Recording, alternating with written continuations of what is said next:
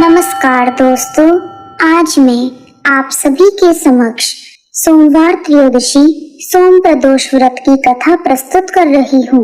आइए शुरू करते हैं। हमारे शास्त्रों में त्रयोदशी के दिन रखे जाने वाले प्रदोष व्रत का विशेष महत्व बताया गया है। सोमवार को आने वाले प्रदोष व्रत को सोम प्रदोष या चंद्र प्रदोष भी कहा जाता है। सोमवार का दिन भगवान भोलेनाथ को समर्पित होता है और त्रयोदशी के दिन प्रदोष काल में भगवान शिव और माता पार्वती की पूजा की जाती है। त्रयोदशी तथा सोमवार दोनों एक साथ आने पर इसका महत्व और भी अधिक हो जाता है। सोमवार त्रयोदशी के दिन पूरी श्रद्धा और विधि विधान से प्रदोष व्रत करने से जीवन में आ रही कठिनाइयां दूर हो जाती हैं।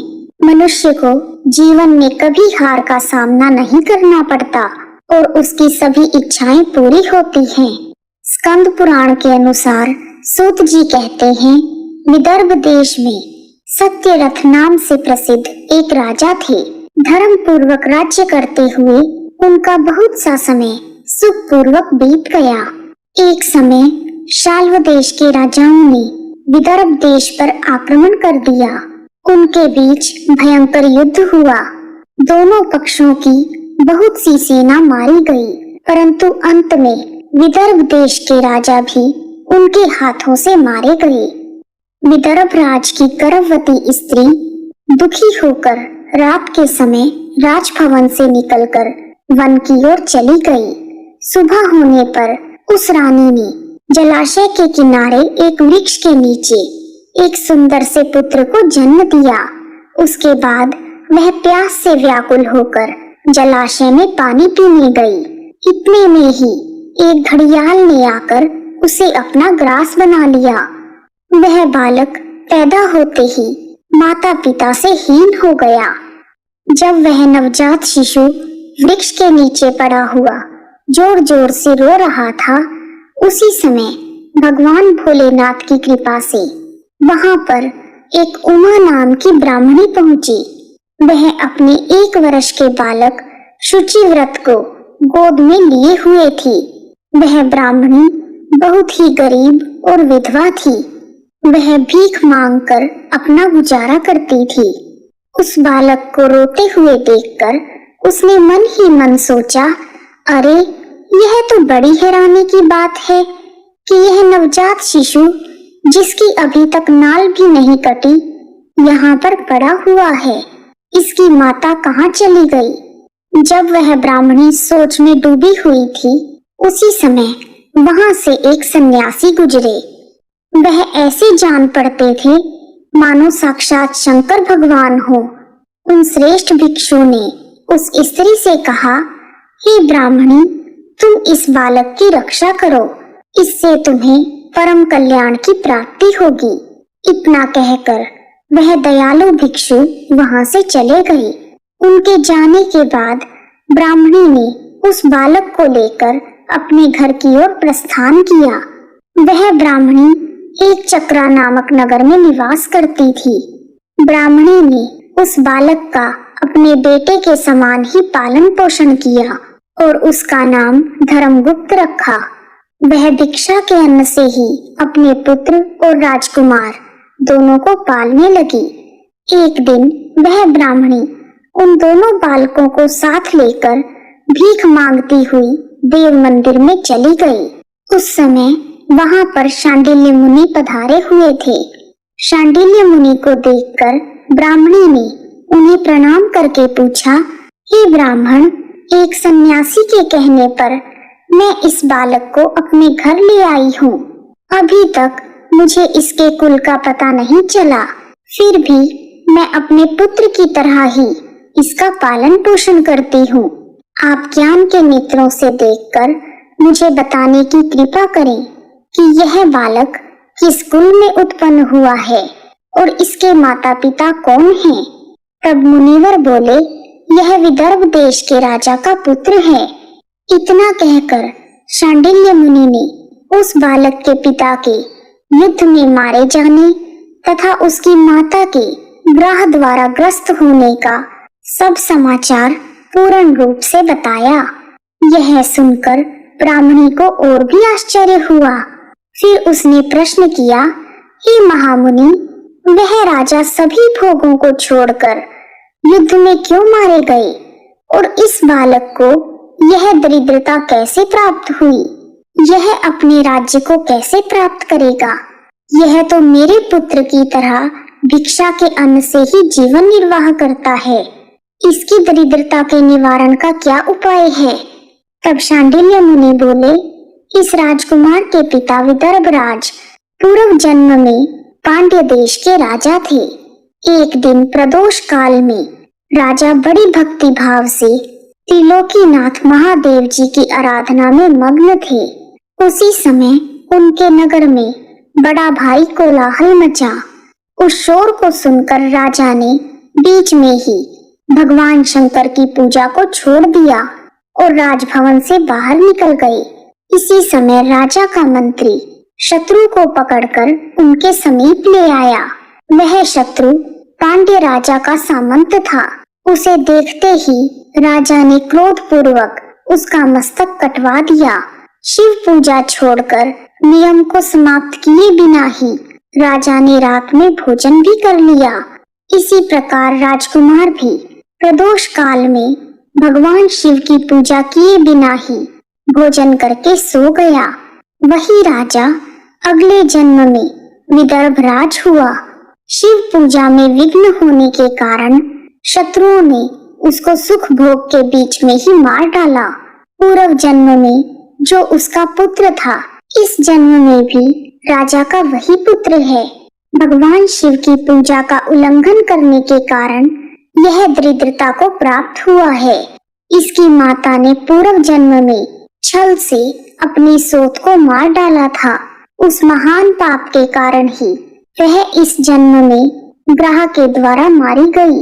हे ब्राह्मणी, तुम्हारा पुत्र पूर्व जन्म में भी एक ब्राह्मण था। इसने अपना सारा जीवन केवल दान लेने में बिताया है, यज्ञ आदि सत्कर्म नहीं किए, इसलिए यह दरिद्रता को प्राप्त हुआ है। उस दोष के निवारण के लिए अब यह भगवान शंकर की शरण में जाए। यदि यह दोनों बालक प्रत्येक प्रदोष के दिन भगवान शंकर का पूजन करते रहें, तो वर्ष भर के भीतर ही इनकी दरिद्रता का निवारण होगा तथा राज्य सुख की प्राप्ति होगी। इस प्रकार शरण में आई हुई ब्राह्मणी को मधुर वचनों द्वारा आश्वासन देकर शांडिल्य मुनि ने उनके दोनों बालकों को भगवान शंकर की आराधना के मंत्र का उपदेश दिया। उसके बाद ब्राह्मणी अपने दोनों बालकों को लेकर वहां से चली गई। 4 मास बाद एक दिन ब्राह्मण का पुत्र नदी में स्नान करने गया। वहां उसे धन से भरा हुआ एक घड़ा मिला, जिसे लेकर वह अपनी माँ के पास गया। माँ धन से भरे हुए घड़े को देखकर खुश हो गई और उसने कहा, इसे अपने भाई के साथ आधा आधा बांट लो। मगर धर्मगुप्त ने इस धन में हिस्सेदारी से मना करते हुए कहा, मैं किसी अन्य के भाग्य का भागी नहीं हो सकता। प्रत्येक व्यक्ति स्वयं के कर्म का फल भोगता है। इस प्रकार प्रसन्नता पूर्वक भगवान शंकर की पूजा करते हुए उन दोनों कुमारों का 1 वर्ष व्यतीत हो गया। एक दिन ब्राह्मण का पुत्र और राजकुमार वन में भ्रमण करने गए। मार्ग में उन्होंने देखा कि अनेक गंधर्व कन्याएं आपस में खेल रही थी। ब्राह्मण कुमार वहीं पर रुक गया और राजकुमार से बोला, हमें इससे आगे नहीं जाना चाहिए। ये गंधर्व कन्याएं हैं, किसी को भी अपनी ओर आकर्षित कर सकती हैं। मगर राजकुमार निडर होकर आगे बढ़ता गया। जब मुख्य गंधर्व कन्या ने राजकुमार धर्मगुप्त को देखा तो वह उसके प्रति आकर्षित हो गई। उसने अपनी सभी सखियों को फूल चुनने के लिए भेज दिया और राजकुमार के पास आने की प्रतीक्षा करने लगी। उसे अकेला देखकर राजकुमार उसके पास गया और उससे बातचीत शुरू की। उसने बताया कि मैं विदर्भ देश का राजकुमार हूँ। मेरे माता पिता अब इस संसार में नहीं हैं और शत्रुओं ने हमारे राज्य पर कब्जा कर लिया है। कन्या ने अपना परिचय देते हुए बताया कि मैं विद्रविक नामक गंधर्व की पुत्री हूँ। मेरा नाम अंशुमति है और मैं गायन में प्रवीण हूँ। उसने यह भी कहा कि मैं आपसे विवाह करना चाहती हूँ। इतना कहकर उसने अपनी मोतियों की माला निकालकर राजकुमार को पहना दी। तब राजकुमार ने पूछा, तुम राजपाट गंवा चुके राजकुमार के साथ कैसे रह पाओगी और अपने माता पिता की अनुमति के बिना तुम मेरे साथ कैसे आ सकती हो? इस पर अंशुमति बोली, चाहे जो हो जाए मैं वही करूंगी जो मैं चाहती हूँ। तुम 2 दिन बाद प्रातःकाल यहाँ आकर मुझसे मिलना। इतना कहकर वह वहां से चली गई। राजकुमार ने वापस आकर ब्राह्मणी और उसके पुत्र को सारी बात बताई। वह दोनों बहुत खुश हुए। 2 दिन बाद राजकुमार पुनः उसी वन में गया। उसने देखा कि अंशुमति अपने पिता के साथ उसकी प्रतीक्षा कर रही है। तब गंधर्वराज ने राजकुमार से कहा, मैं कैलाशपुरी गया था। वहां शिव भगवान और माता पार्वती ने मुझे बुलाकर कहा कि धर्मगुप्त नामक राजकुमार राज्य से विहीन होकर भटक रहा है।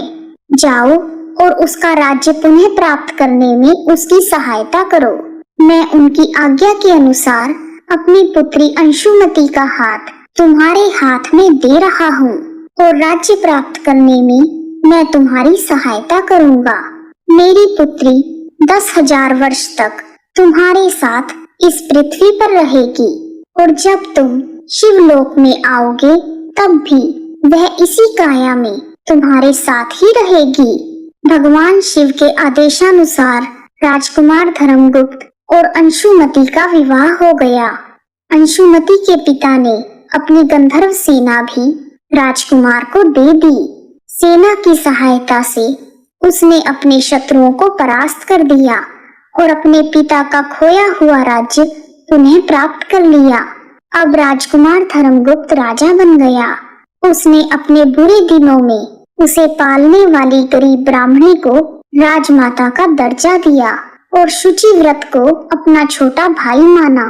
इस प्रकार नियमित रूप से प्रदोष व्रत करने से ब्राह्मणी, उसके पुत्र शुचिव्रत तथा राजकुमार धर्मगुप्त को धन धान्य तथा सुख संपत्ति की प्राप्ति हुई। सूत जी कहते हैं, जो मनुष्य प्रदोष व्रत के इस पुण्यमयी महात्म्य को एकाग्रचित होकर सुनते अथवा पढ़ते हैं, उन्हें 100 जन्मों तक कभी दरिद्रता नहीं होती और अंत में वह ज्ञान के ऐश्वर्य से युक्त होकर भगवान शंकर के परम धाम को प्राप्त होते हैं।